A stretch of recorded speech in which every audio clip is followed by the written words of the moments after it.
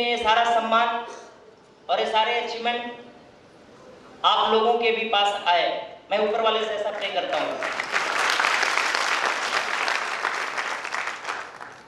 दोस्तों, और आज जिंदगी आसान हुई है, यहाँ तक पहुंची है,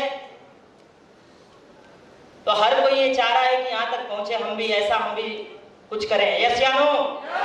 हर कोई सपना ढूंढ रहा है। दोस्तों, कुछ भी बताने से पहले मैं अपने बारे में बताना चाहूंगा कि मैं पहले क्या था, जब मैं एसलीपीएस में नहीं था और एसलीपीएस में आने के बाद मेरी लाइफ क्या हुई है। क्या आप सारे लोग जानना चाहते हैं? यस या नो?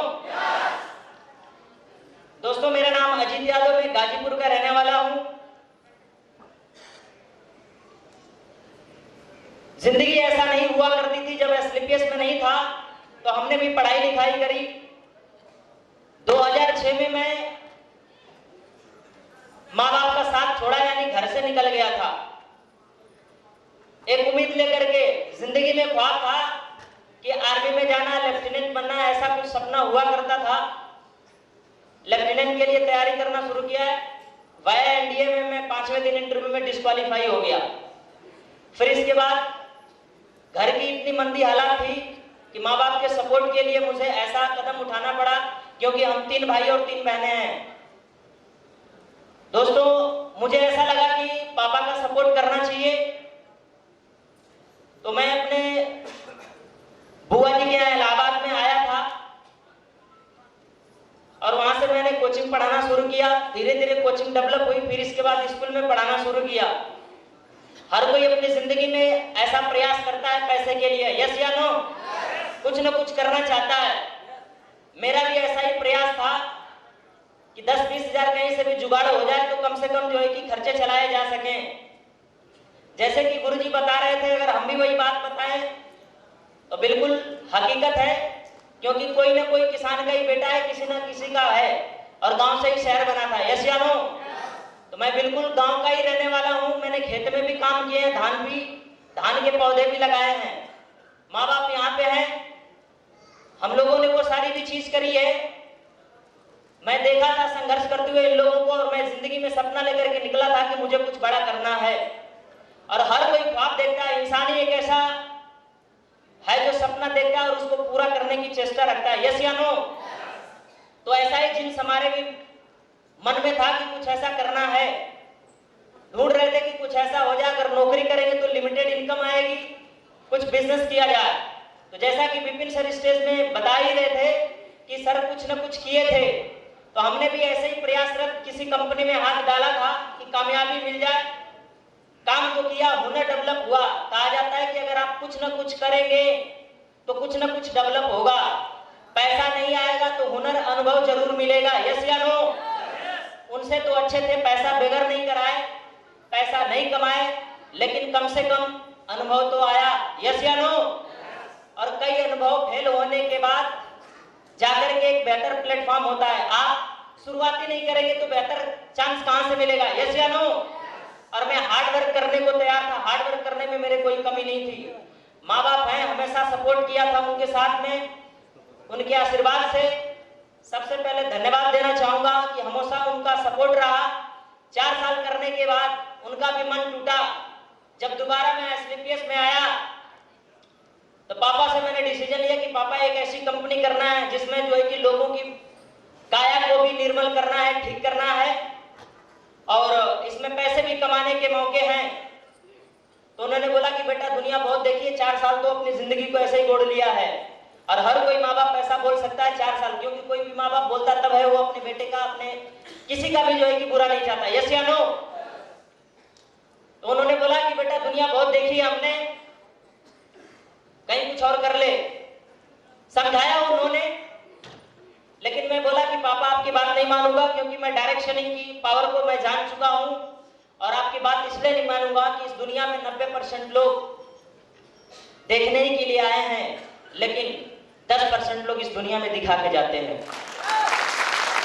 और दोस्तों, रियल में मैं बता दूं, मैं कॉन्फिडेंस के साथ पापा से मैं बोला कि पापा आपका बेटा हूं और मैं 10% वाली लिस्ट में हूं, क्योंकि मुझे पता है मुझे जानकारी हो चुकी है डायरेक्ट सेलिंग की पावर क्या है।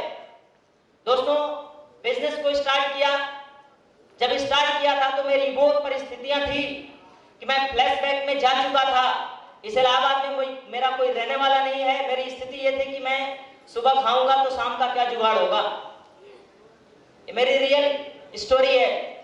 मेरा कोई हित नात रिश्तेदार या ना मेरा कोई घर था। मैं 14 साल रहा, जब पैसा था कोचिंग से चलाता था, स्कूल से पैसे आते थे, बढ़िया से रहता था। लेकिन करते करते उस बिजनेस में, उस इंडस्ट्री में माइनस गया।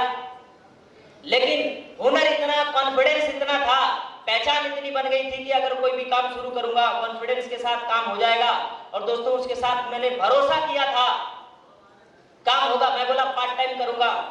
मैं पापा से बोला कि मैं घर पे आ रहा हूं 1-1.5 महीने के लिए, फिर से कोचिंग स्टार्ट करूंगा, फिर से इसको पार्ट टाइम करूंगा। मेरे मन में ये था। बहुत से मेरे भाई कुछ ना कुछ कहीं ना कहीं करते हुए यहाँ पे बैठे हैं, यस या नो? मैं अगर बोलूं कि आप कुछ नहीं करते हुए यहाँ पे बैठे हैं तो ये गलत है।